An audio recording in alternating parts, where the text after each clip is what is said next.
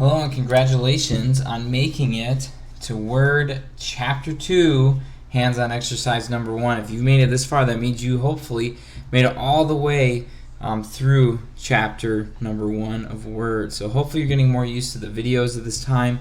We're going to be on page 216 in our textbook. You still want to try to follow along if you can with the textbook. I know it's kind of hard going back and forth with the book and the video, but the goal is eventually that you will just be doing some exercises off of just the textbook. And so it's kind of good to see the format if you can there. And then also it can help you sometimes if you get lost in the video. Don't be afraid to pause. Hopefully you've learned when it's appropriate to do that at this point, because sometimes it's easier to just pause, do the step, and then come back to the video. We're on page 216 of our textbook, hands-on exercise number 1 of Word Chapter 2. You can see I've opened up W2H1 Studio for this exercise. It says here there's a newsletter that we're working on, and we're going to be working on text and paragraph formatting. Formatting means you're making changes to it. Step number 1, we're going to select font options and change the text appearance. So step A says to open the file, so this one right here, and to save it, so file and save as, you're going to have to click on browse. I'm going to go right up here to do it. Now you know what, I'm going to actually click on browse because I have to change where it's saved to. Right now it's in my downloads folder and I need to save it to where I save my exercises. I'm doing it in documents. You of course will be doing it wherever you save your files, probably your flash drive. We're going to change the name to adding in underscore and then your last name and first name. Remember to capitalize those letters that you need to. It's part of the points that you get. And of course we're going to press enter and save it to the proper location. Alright, step B, it says press Control A. When we press Control A, you notice it selects everything. And then it says click the font arrow in the font group of the Home tab. So here's my font group right here. When it says font arrow, it's talking about this one right here, and you can see also on your textbook page that that's there as well. And it says to scroll to select Times New Roman. Now I haven't recently used fonts. If you don't have it, you can scroll down to the T section here, or you can even start to type it in up here and you'll notice it comes in, and I'll just push enter. You can see it changes to it. Then it says click the font size arrow in the font group. So over here's our font size, so I click the arrow and it says to change it to 12. Right now you'll notice it's not showing up here necessarily in the box, and it's because we have all the text selected. When we click outside of it, it will change. Alright, it says here in step C, we just completed step B. Step C on page 217, select the second paragraph in the document. The second paragraph in the document says here courtesy of Philips Studio L photograph. Now you know, or photography, you'll notice here it's not really a full paragraph, but there is an enter button that was pushed, and that makes it the second paragraph. So we're going to select that. Now I can do that a couple of ways. I can click and drag how you saw me do, or something else I can do is I can actually go along the left side here. You notice the mouse will change. This is called our selection bar. And if I click once along the row, it'll select the whole row, and I can even click and hold and select the whole paragraph this way. So there's a few ways you can select it. Then it says click italic on the mini toolbar. What that means, the mini toolbar is the toolbar that comes up when I click on it. So this is our mini toolbar. Right here I click italic. You can see it italicizes it. And then it says locate and double click boxy in the paragraph below camera body. So boxy in the paragraph below camera body. So it's down here a little ways. You can see I have my list here, and then camera body, and it says look for boxy. So I select that, boxy. That's on the first line here. And it says click italic in the font group. So I go back up here. Now my mini toolbar comes up right away. If you move your mouse around and away, it won't be there. So then you have to go up to the top, and that's fine. Alright, we're on step D. Select the 5 paragraphs beginning with compose with care. So right here when it says 5 paragraphs, it really means just these 5 lines. But when it says paragraph, it's divided up by the enter button. And it says click the font, and ending with be bold, and click the font dialog box launcher. So we go up to our font group, and right here is this little button on the side. You've noticed it with other groups, and this is what it's talking about. This is a font dialog box launcher. So I click on that, and this box is going to come up here. Step E, ensure that the font tab is displayed in the font dialog box. So here's font tab, and that says click bold. So over here, font style, I'm choosing bold. And then it says click to select the small caps selection. So over here for effects, there's small caps. To click that, so check that under effects and then click OK. So bold, small caps, click OK. And now you can see it shows up like that. Then step F, it says press Control and End. Remember, Home and those different buttons are above your arrow keys on your keyboard. So Control, and I'm pushing End to move the insertion point to the end of the document. So it's right down here. Select the last paragraph in the document. Let Philips Studio L Photography preserve your memories. So I'll go over here, click, and it'll select it for me. Then it says click text, effects, and typography in the font group. So text, effects, and typography is right here. It's that glowing A. It has kind of a glow around it. You click that, and then it says, oh, you know what? I actually went and jumped to the wrong step. Excuse me. You do want to select this, so that's good. I jumped down to step G here. Select that. No, actually, I'm in the right spot. Wow, I jumped to the wrong spot in the textbook. Excuse me. So click on that. We are in the right spot here.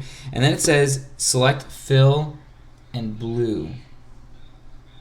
So text effect and typography in the font group. Select fill, blue, accent 1. So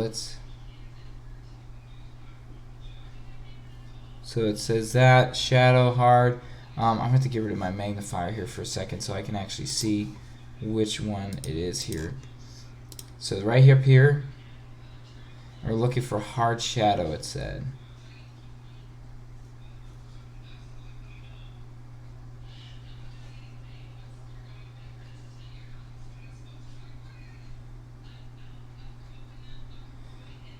It looks like we're going to end up going with this one, third row and third column. Oh, okay, right here. So it's this one right here. Click on that, and then it says change the font size to 16.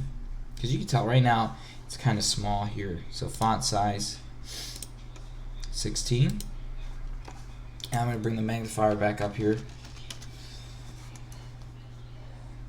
There we go.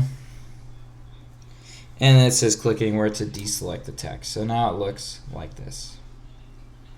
Okay, next it says step G. Press Control and Home to go to the top of your document, moving the insertion point there. Select the second paragraph of the document, courtesy of Philips, blah, blah, blah. And then it says click the font color arrow. So here's my font color arrow right here. And it says to select blue, accent 5, darker 25%. This is the fifth row. So fifth row, 1, 2, 3, 4, 5, ninth column. So 3, 4, 5, 6, 8, 9 right here. Blue, accent 5, darker 25%. So that's good. We selected that.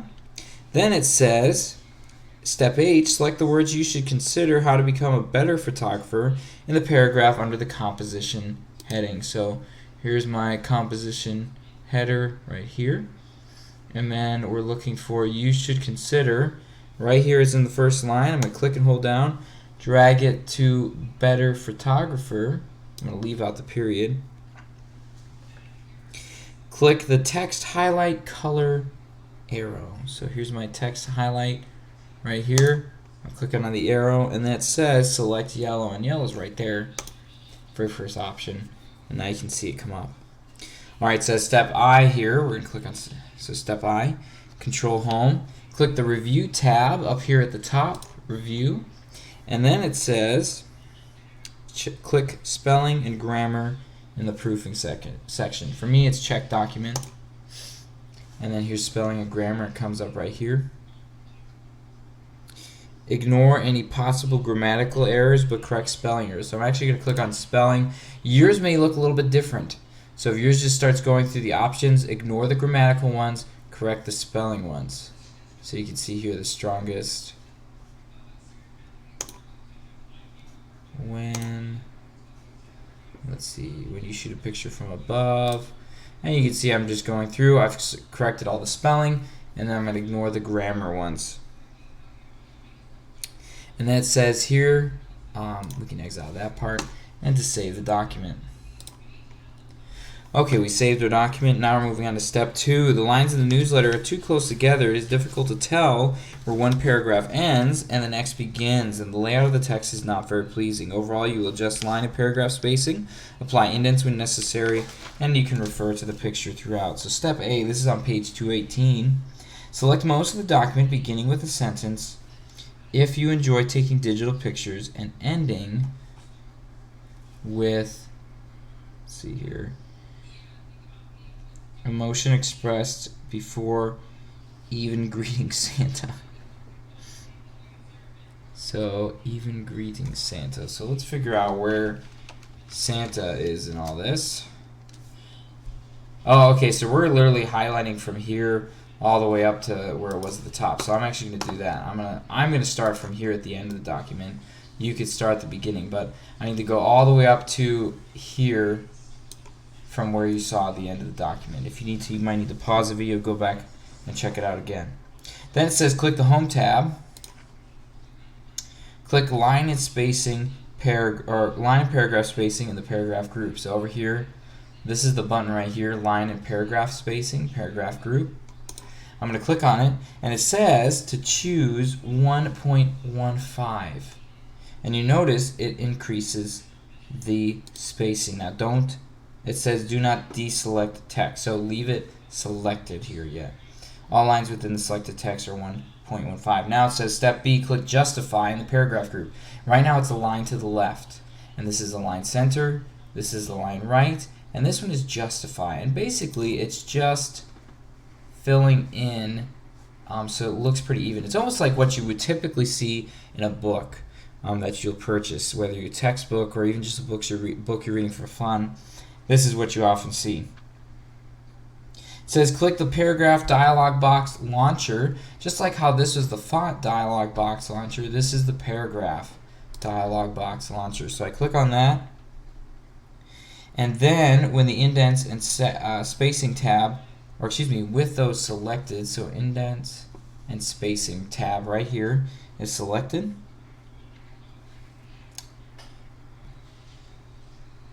we're going to click after the after spin arrow.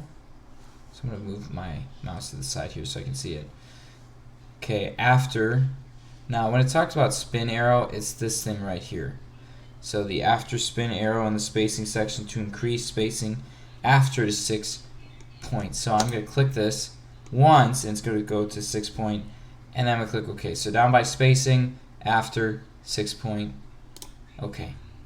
And now you can see it's increased the spacing after each paragraph. So click anywhere to deselect the text. Now we actually are deselecting the text.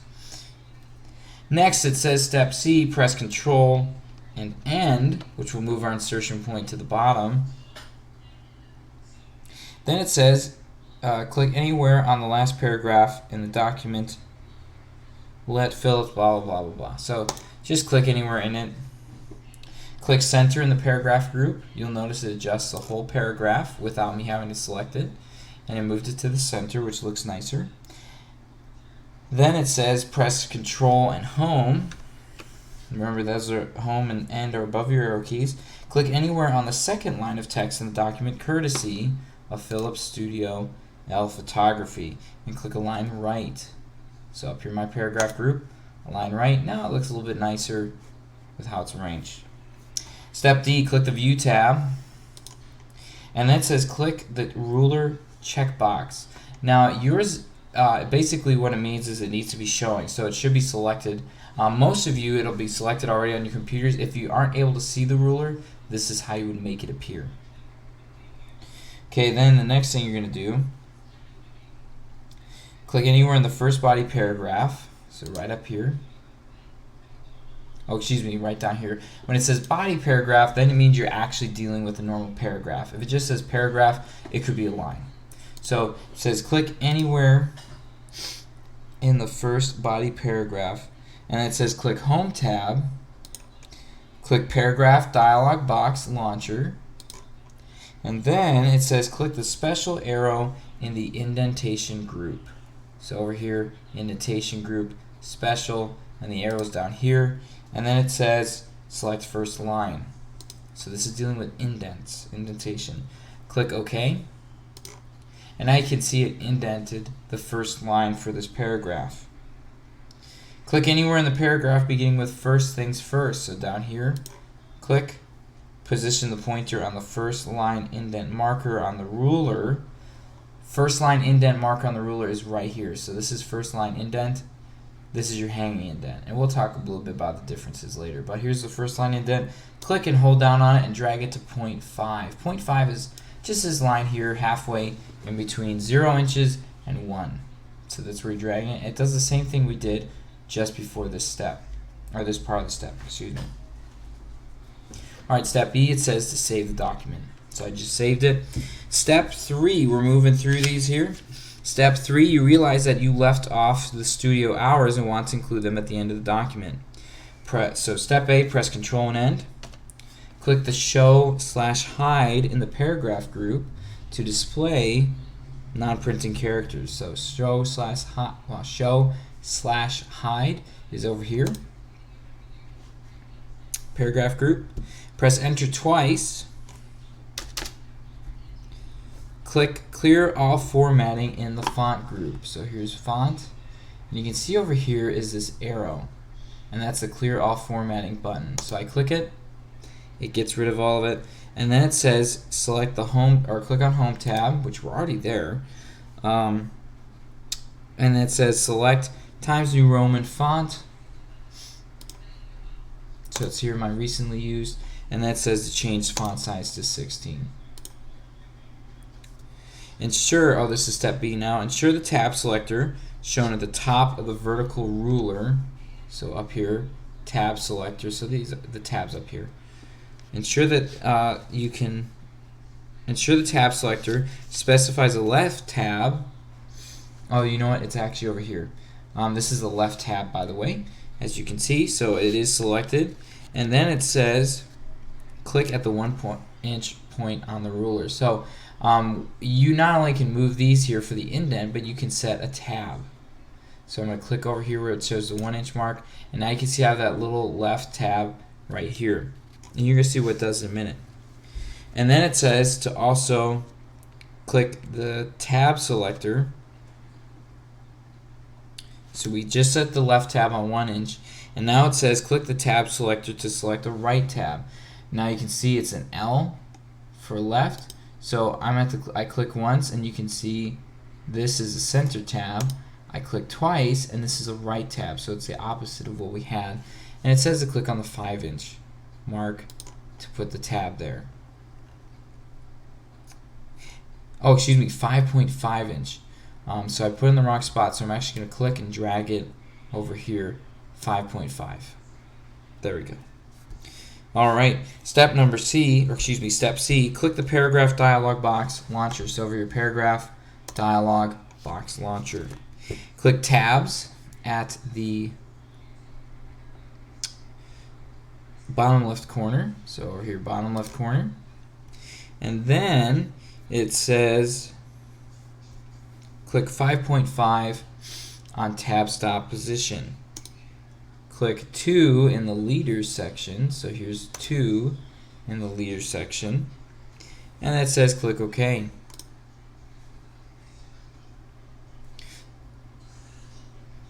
Now we just modify the right tab to include dot leaders.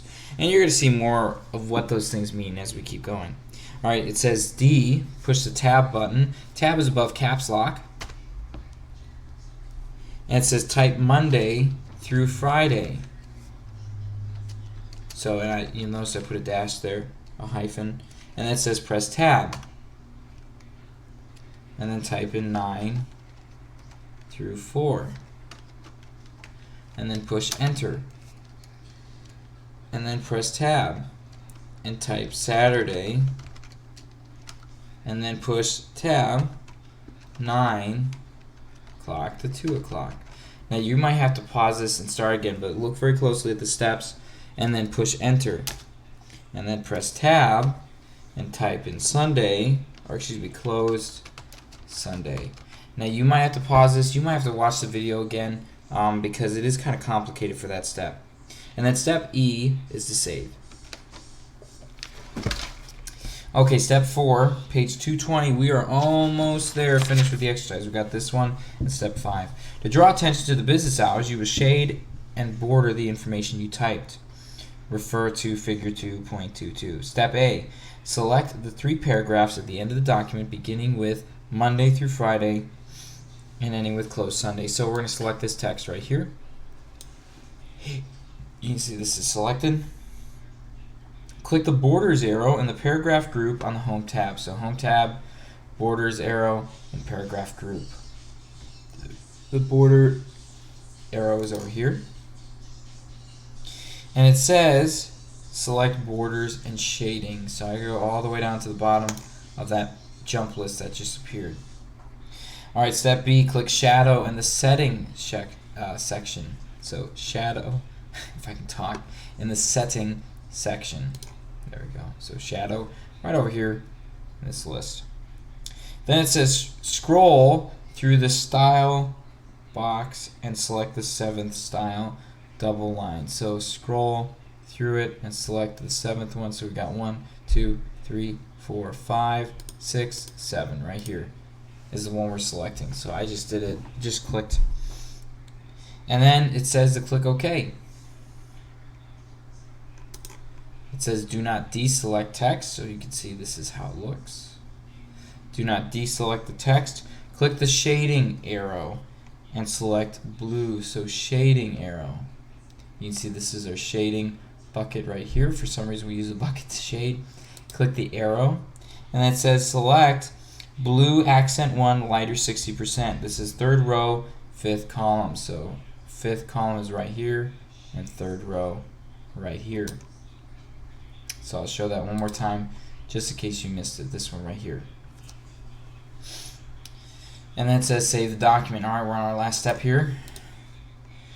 Step 5. At several points in the newsletter, you include either a list of items or a sequence of steps, and you will add bullets to the list and number the steps. So this is step A. Press Control and Home. Select the 5 bold-faced paragraphs beginning with compose with care and ending with be bold. So I'm going to select these right here. Then it says click the numbering arrow. This is step B. Click the numbering arrow. So up here in paragraph group, here's our numbering arrow right here. And it says select number alignment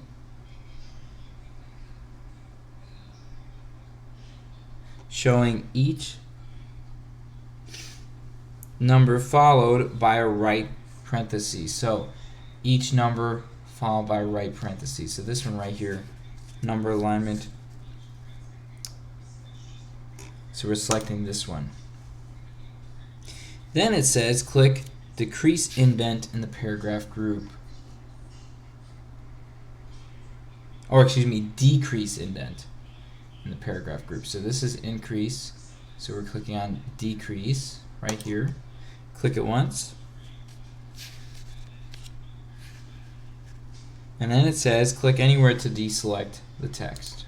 So it should look like this. You can see it's lined up now with our margin. Step C, scroll to the 2nd page. Well, I have multiple pages viewable, so I can already see the 2nd page.